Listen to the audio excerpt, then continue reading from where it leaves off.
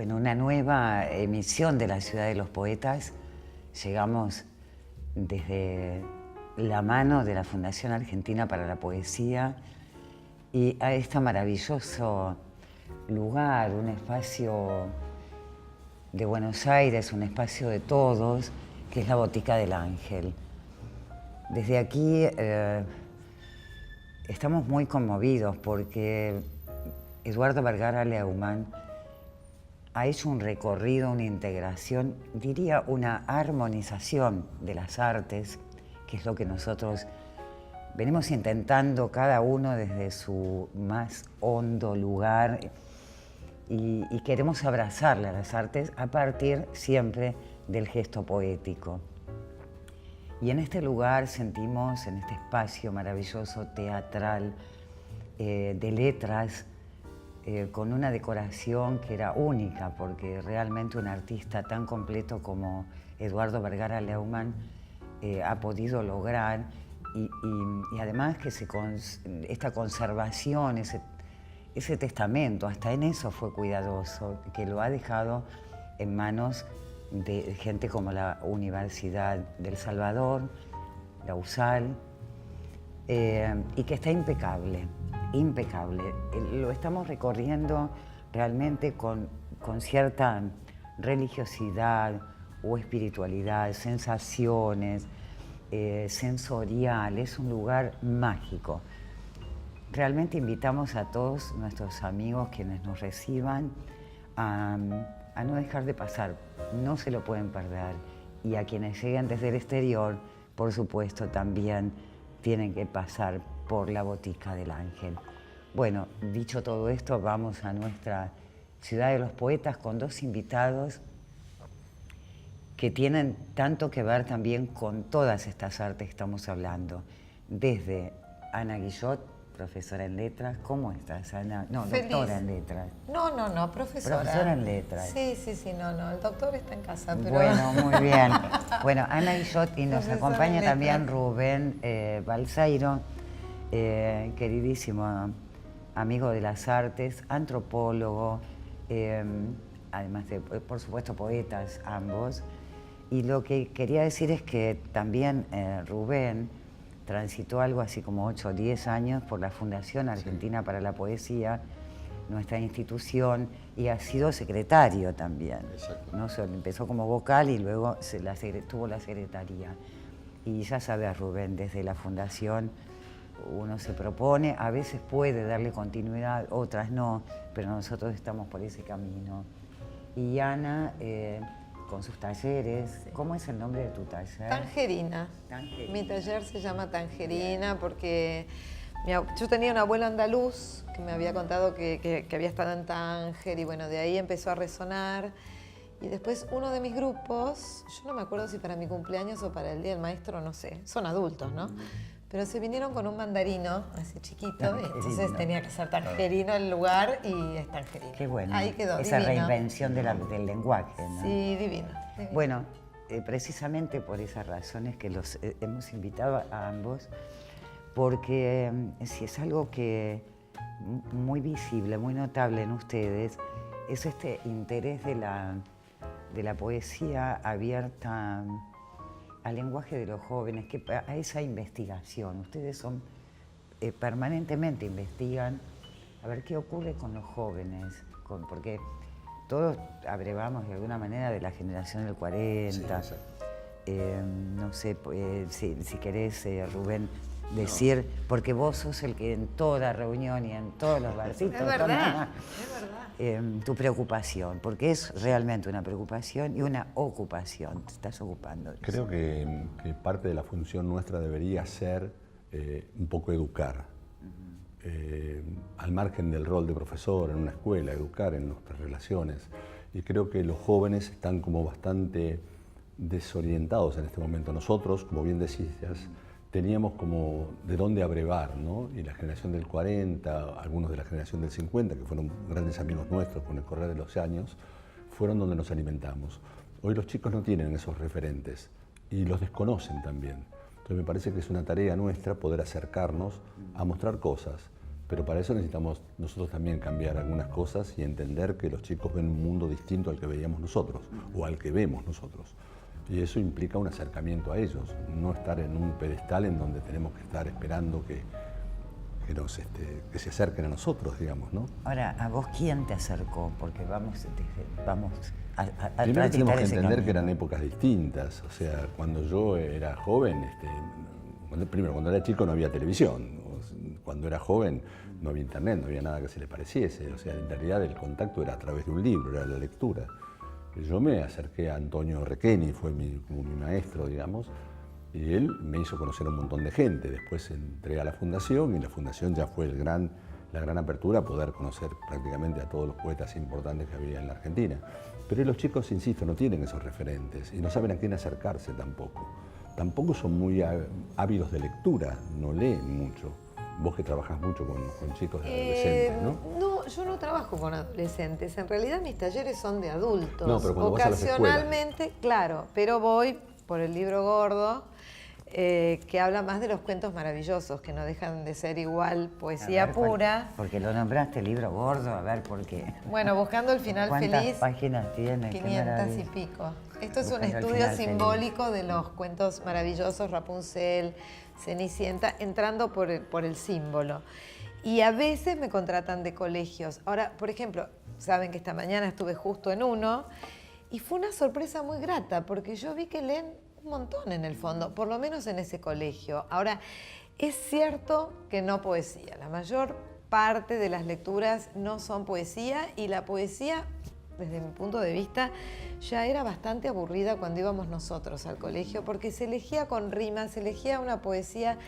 Ahora, yo tengo gente joven en los talleres y cuando la acercás a otro tipo de poesía, por ejemplo, vienen porque creen que van a narrar y que quieren ser narradores, pero yo trabajo con mucha consigna poética, aunque después salga un narrador. De hecho, vos has editado algunas de mis narradoras, pero doy mucha consigna con poesía porque yo me crucé con dos personas que en eso me marcaron claramente, que fueron Abelardo Castillo y Isidoro Blainten, ¿no? Yo en ese momento tenía un programa de radio, 2 palabras, y cuando tuve la oportunidad de charlar y después como en la entrecasa, los dos me dijeron que escribían poesía aunque no la publicaran, porque la mejor manera de ser un buen narrador era, aunque sea, intentar escribir poesía. Entonces yo dije, bueno, en el taller hay que ir por lo poético. Y es increíble cómo se abre la cabeza, porque primero es, no entiendo, no, pero no tenés que entender. ¿Qué te produjo? Ah, me dio una angustia, bueno, ya está. Y a vos, no, a mí me... Eso es, ¿no? Entro por otro lado. Hay que desmistificar eso de que la poesía hay que entenderla. Después, si querés, haces un trabajo crítico. Ese es otro tema. Pero la poesía entra por otro lado y entra por la emoción. Estoy totalmente de acuerdo. Es como narrativa la poesía ahora, o tiene un rasgo Se volvió más narrativo. prosística, de algún punto de vista. Eso es real.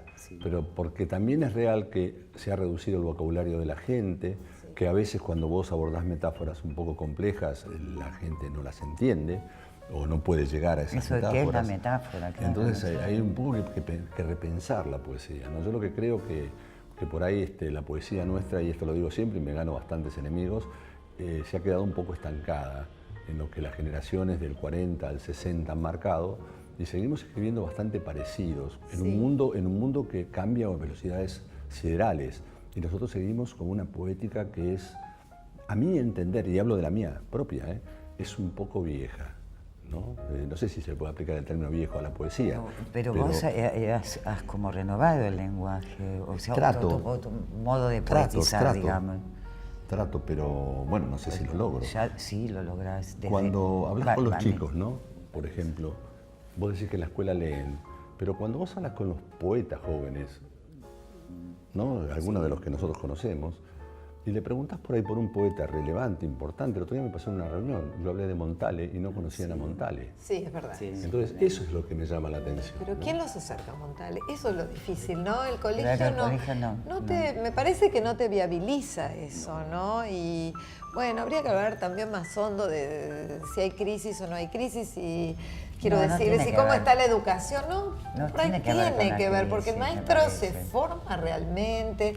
el maestro a lo mejor, no se No, forma. no tiene que ver con eso, no. ¿No tiene que ver, decís? Tiene que ver, yo creo que el maestro no está formado. Claro. Eso, exacto, Pero sí, digo, eso las digo escuelas yo. no acercan porque Exacto, el maestro porque por no. ahí el maestro tampoco sabe, porque si a mí me decís cómo llegué yo llegué porque seguí letras y yo no sabía que iba a terminar escribiendo poesía, ni siquiera sabía que iba a terminar escribiendo. Yo seguí letras porque me gustaba y me fui dando cuenta, pero tampoco era consciente de que iba a terminar así, que cuando había que hacer monografías para cualquier materia, no sé, literatura francesa o literatura, yo tendía a buscar un yo poético, hacía una monografía sobre un poeta. Algo había en mí que llevaba para ese lado, aunque igual escribí una novela, me gusta incursionar en ese género también. Y cuando terminé letras, y tampoco sabía que iba a ser coordinadora de talleres, y cuando decidí que quería ver qué era esto de coordinar talleres, tuve la suerte de caer en manos de Gloria Pampillo. Gloria Pampillo promocionaba en ese momento una especie de curso de verano para coordinadores de taller, y yo caí ahí con una amiga y Gloria hizo el milagro, porque ella dijo, nadie puede coordinar un taller si no se pone a escribir. Y nos tuvo todo el verano escribiendo. Y yo veía que por ahí me salían cosas poéticas y que a Gloria le gustaban, y acá hay un libro, y tal vez, y no sé. Y ella me llevó a José Luis Mangeri en ese momento, un prócer, un editor prócer. Y así empecé. Pero el camino es, no sé, no lo hubiera imaginado. Fue como Ahora, la raro. imagen, ¿les parece a ustedes que la imagen en este tiempo que estamos viviendo está corriendo el lenguaje, está como desplazando el lenguaje? Yo creo que sí, muchísimo. Vos fíjate, por ejemplo, también nos escapamos del mundo de la poesía, pero vos fíjate que los chicos hoy en día reemplazan palabras por emoticones, ¿no? Entonces la imagen está reemplazando el lenguaje sin lugar a duda, pero por otra parte todo se ha hecho mucho más veloz. Entonces una de las cosas que me parece que son para pensar es nosotros imaginábamos una poesía como introspectiva, ¿no? En donde yo llegaba a mi casa tranquilo, me sentaba en un sillón, un vasito de vino y leía poemas. En mi intimidad propia. Y hoy la intimidad ya no existe como tal. La intimidad está expuesta.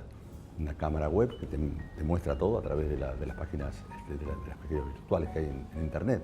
Entonces, habría que repensar eso. No sé, yo no tengo la respuesta, No, pero tengo la pregunta. O sea, me parece que tenemos que pensar en esas cosas. ¿Cómo haces vos con tu propia poesía? Cuando en escritura me refiero, Sí. ¿no? ¿Cómo la genero? ¿Cómo escribís? ¿Cuándo viene ese momento? Una vez Antonio me decía, ¿Cómo llega? Antonio Requeni me decía que él era un periodista que a veces era visitado por la poesía, ¿no? Y yo me lo creí eso, ¿no? Porque en realidad yo siento que yo soy una persona que hace una vida común y corriente y de cuando en cuando la poesía llega y escribo. No ¿Y la escribe busco. en qué momento llega? ¿Podés Llega percibir? muchas veces cuando leo, la lectura de otros poetas me genera cosas. sí. Llega a veces mirando, no sé, por la ventana de un café, lo que sí siempre es en un café. En un café, qué lindo Sí. escribir en los cafés. Distinto es cuando escribo ensayo. Cuando escribo ensayo eso requiere de un Claro. análisis, de un estudio, de elegir un tema, de profundizarlo. Pero la poesía es una cosa que visita, viene. Claro. No estoy diciendo que, no estoy hablando de inspiración, ¿eh? No, en Estoy absoluto. hablando de que Que aparece sabés a veces. cuándo llega Sí, ese tenés una momento. intuición. tenés una intuición. ¿Y vos, Ana? ¿Cómo te Ay, llegaba? yo en estos últimos años, por cuestiones personales, tuve poco tiempo libre. Hubo que trabajar mucho, la docente le ganó a la escritora, pero la escritora siempre hace trampa. Yo escribo con mis talleres. Hay un momento de escritura en el taller y yo en ese momento escribo con ellos. Qué bueno. Sí, Qué bueno. porque además sale lo que sale. Yo creo bastante que canalizamos, no sé, que viene de algún lado, porque hasta me pasa con el libro de ensayos que yo me leo a mí misma y digo, ay, si yo no supiera que soy yo, diría, esta mujer lo tiene todo re claro. Y después en la vida no es así para nada. Entonces yo escribo y voy acumulando. Ahora lo que tengo es poco tiempo de corrección, pero a mí me salva mi propio taller, porque a veces me pasa que una poesía está rondando y vas y tratás de escribirla, pero yo sé igual, tengo 3 grupos, que en algún momento de ese día yo algo voy a escribir. Y como ahora ya tengo 2 proyectos bastante avanzados, escribo a propósito, doy vuelta a la consigna a como puedo para escribir mi propio texto. Lo que te Y lleva ahí es va. el tema, en realidad. No sabes cómo va a ser el poema. No tengo Hay un tema que te idea, interesa más que pero otro. Bueno, yo ahora hay un libro más o menos terminado que está Code Reina, que viene rondando, hay que terminar de corregirlo, pero otra cosa que estoy escribiendo, que es más prosa poética, son las voces de las mujeres griegas. Entonces habla, no sé, Ifigenia, habla Clitemnestra, habla Casandra, habla Hécuba, habla Penélope. A todas les voy a cambiar el mito, y entonces yo me llegue la consigna que me llegue, me viene por, no sé si por inspiración, vos decías no, pero no sé, por ósmosis. Ay, esto me sirve para Casandra, vamos Casandra. O esto me sirve para, no sé, Clitemnestra, vamos Clitemnestra. Y ahí se va armando el libro, es increíble. Ahora necesito tiempo para después sentarme y corregir, porque somos todos un poco obsesivos, no sé si sabremos. Y bueno, se corrige mucho, ¿no? Sí. Yo digo que la inspiración no, pero no estoy diciendo que todo sea racional, ¿eh? No. Yo creo que hay cosas que aparecen en el poema que nadie puede explicar. No, ni vos ni mismo. siquiera No. Exactamente. Yo termino de Sí. escribir un poema y de pronto hay una frase en el poema que no sé ni de dónde salió, pero está en el poema. O sea, eso es medio mágico, ¿no? Sí, sí. Vos tenés en este libro, Rubén, Sí. Cuando cae la noche, hay una imagen de un pájaro cuando da sobre una ventana, Sí, sobre un vidrio. bueno, es... Pero me quedé, es alucinante. ¿Lo tenés por acá? Sí. ¿Sabés? Esto ocurrió una mañana, de verdad, en el balcón de mi casa. Yo pensaba lo siguiente, que en el cine, nosotros vemos una película, parte del guión, de manera que no desplaza. Cuando yo dije desplaza, no está desplazando. La imagen parte de la palabra, Sí. es a partir de la palabra. Y esto Hay una mentira en este poema. A ver. La mentira es que en realidad no soy yo el que agarró el pájaro, sino que es mi pareja la que agarró el pájaro. Pero yo lo puse en primera persona porque le podía resolver mejor el poema, ¿no? Pero es real, lo leo. Hoy se estrelló en mi ventana un pájaro, amarronado golpe de tristeza, dolorido silencio ante mis ojos. Lo tuve entre mis manos y sentí su latido. Era tan débil que la tarde se fue haciendo ceniza. Luego un hilo de sangre en el lento horizonte anunció la llegada de la noche y el pájaro voló, quién sabe dónde. Es un hecho real. Pero yo te voy a contar. A ver, Sí, no, es que me. ¿A vos te pasó lo mismo? Te lo juro, por favor, y en una circunstancia increíble.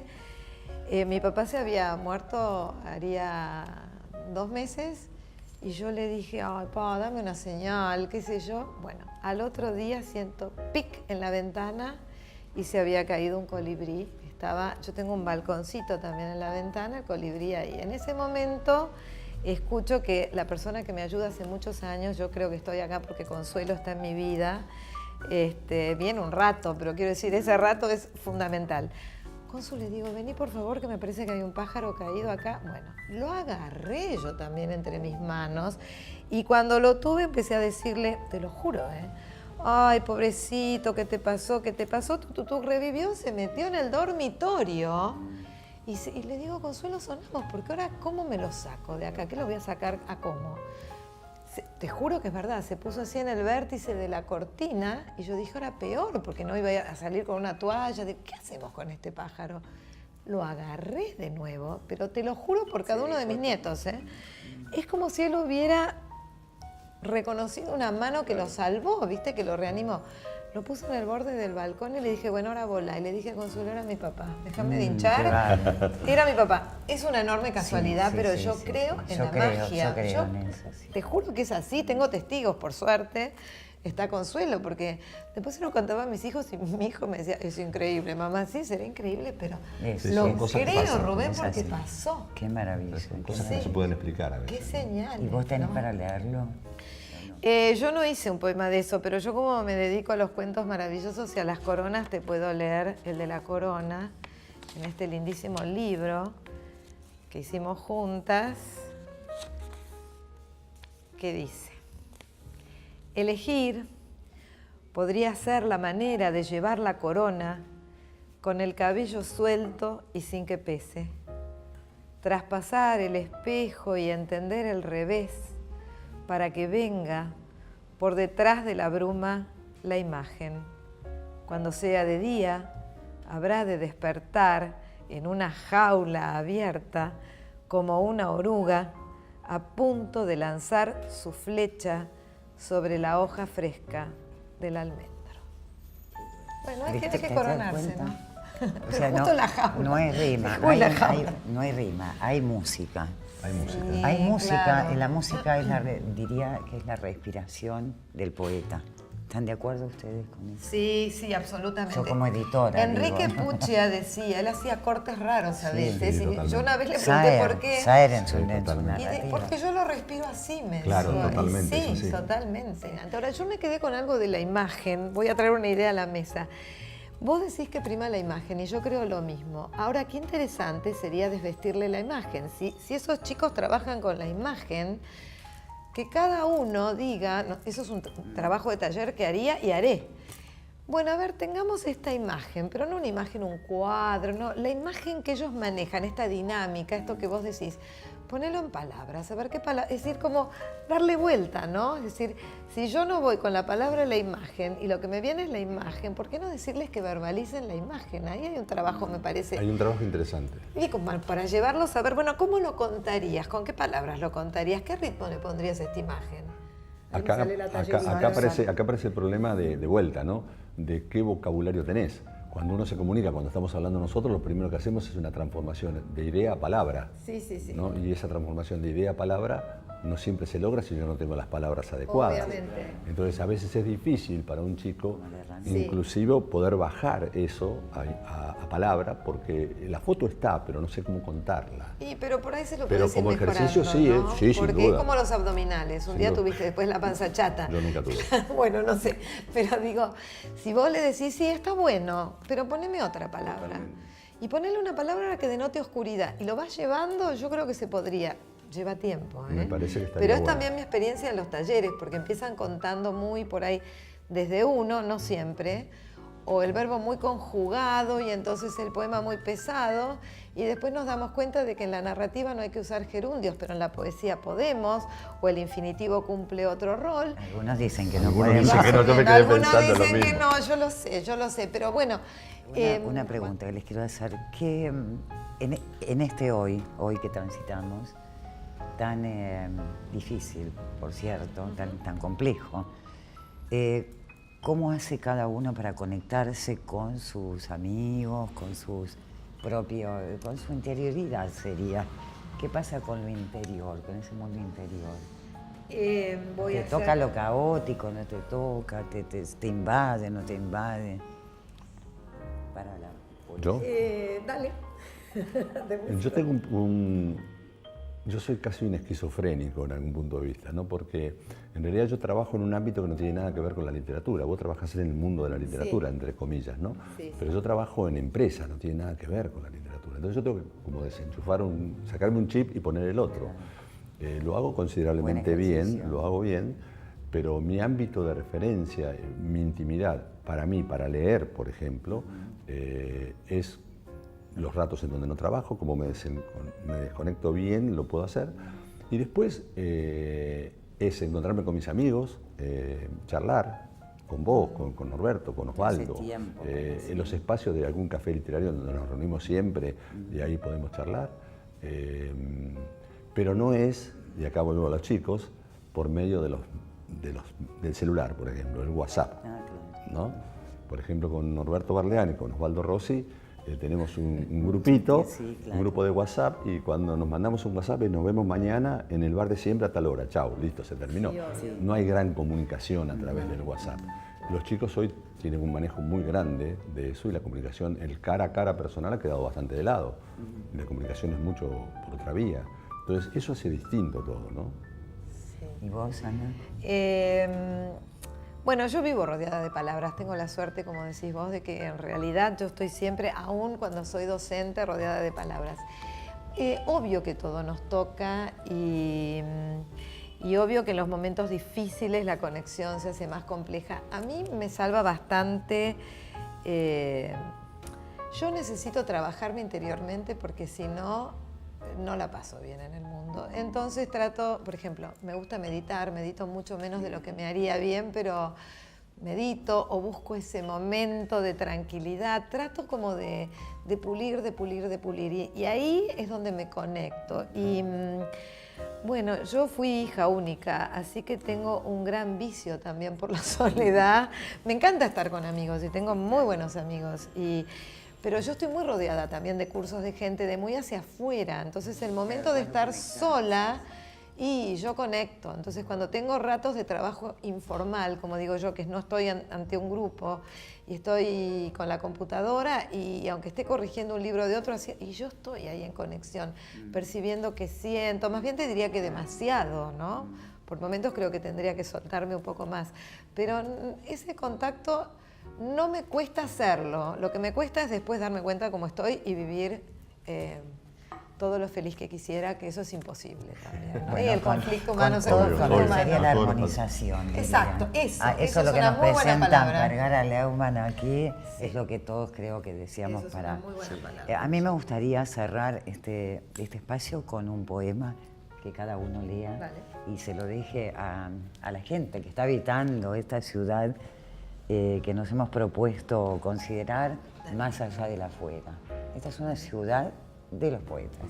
Qué lindo, De manera que este es yo la verdad el igual te voy a espacio para felicitar ustedes. por este trabajo, de verdad. Bueno, Es excelente. Muchas gracias, Gracias a de verdad. ustedes. Todos de los corazón. anteriores han sido grabaciones estupendas. Anita. Bueno, yo voy a leer este porque está dedicado a Jorge Ariel Madrazo y entonces me gusta traerlo a la mesa y que su ángel también nos acompañe. A él le gustaba un verso que dice polvo que late y hizo un comentario en el blog de Gustavo Tizoco, lo traemos también a Tizoco. Y quedó para Jorge Ariel este poema, así que bueno. Desde mi arena natural decaigo, como ausente del nido o del verde, pájara o paisaje o artilugio, para devenir polvo que late. Desde mi arena natural espero el suceso, el rostro que reúna a la hembra con su especie. Desde mi arena natural raspo, me oscurece este mar, su hondura.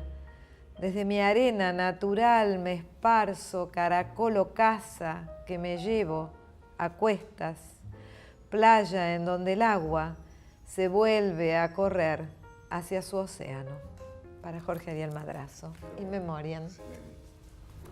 Bueno, vos trajiste a Ariel y trajiste a Gustavo Tizoco. Yo voy a traer a mi gato. Dale. El gato no sabe de rutinas ni de horarios. Vive su tiempo lúdico y espera. Fiel vigilante cuando yo me baño. Atento espía, mariposa en salto, león en la pelea. Es una mezcla extraña de niño y de misterio. Fue adorado por hombres y mujeres que crearon estatuas en su nombre, pero él ignora todo, o acaso sabe todo. Apoya su cabeza y ronronea, o indiferente mira al universo. Es la exacta metáfora del vuelo, y no puede volar.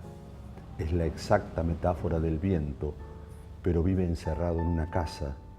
Sin embargo, es señor de su vasto dominio, se adueñó de los sitios más precisos. Ya no puedo estirarme cuando duermo, y el sillón de mi living pasó a ser su aposento. Paradójicamente lo he llamado ratón, pero no le molesta. Nunca ha visto una rata. Su mundo es muy pequeño comparado a mi mundo. Un living, la cocina, un baño, el escritorio, el dormitorio. El mío, la infinita red de calles y sueños. Sus fronteras son rígidas, las mías son virtuales. Pero miro mi rostro en el espejo y vuelvo a preguntarme, ¿por qué él se siente dueño de sus actos y yo me siento en una cárcel?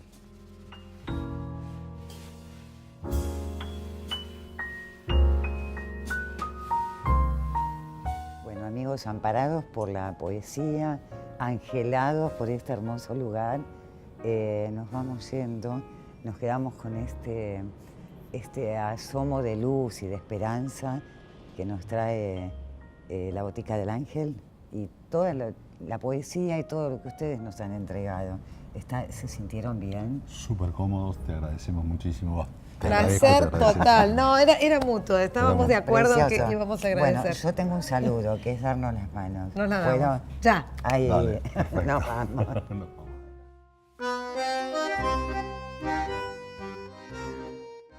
Y la Ciudad de los Poetas continúa con su travesía.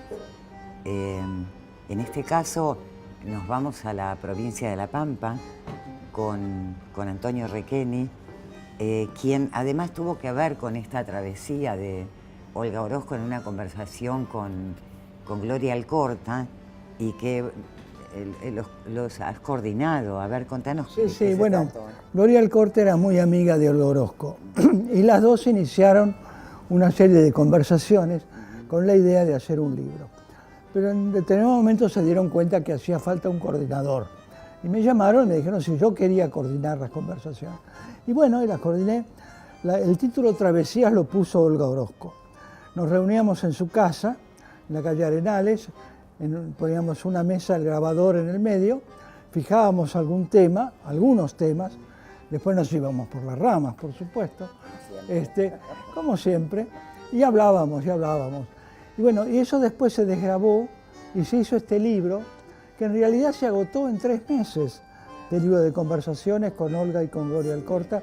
Lamentablemente la editorial no lo quiso reeditar, porque es un libro que mucha gente lo quiere, está... Realmente, es un libro fantástico. Está muy reclamado. Y acá, en este caso, la Fundación Argentina para la Poesía continúa con sus publicaciones de los cuadernos. Olga Orozco, por Diana Irene Blanco, señora de la alta poesía, dice Diana Blanco, la profesora. En este caso hace el prólogo, y es el 4.º envío testimonial de la Fundación para los Poetas. Y realmente y entonces, ¿dónde nació? ¿Dónde nació Olga? Olga nació en Toay, provincia de La Pampa. La casa donde ella nació ahora es un museo dedicado a ella, ¿no? Después pasó su juventud en Bahía Blanca, varios años de su juventud, vino a Buenos Aires y enseguida se integró al grupo de poesía de la generación del 40, que es la generación posterior a la de Borges, que en realidad es una generación que continúa. Ahora, ella se distingue, cronológicamente pertenece a la generación del 40, pero se distingue del clima general de esa generación porque hace una poesía muy distinta. Es una poesía con mucho de onírico, una poesía que fluctúa entre la realidad y la irrealidad, entre la certidumbre y la magia. Ella creía en la magia. Olga Orozco sabía leer las líneas de las manos. Se han dicho que era esotérica la poesía de tiene Orozco. Sí, elementos esotéricos, surrealistas. Ella había aprendido con Sur Solar, el artista plástico. Claro, no, Sur Solar, que sabía mucho de los signos del zodíaco, claro, y los símbolos, la influencia. los símbolos. Pues, bueno, y ella toma mucho de eso. Inclusive en la revista Claudia ella hizo durante un tiempo hacía el horóscopo.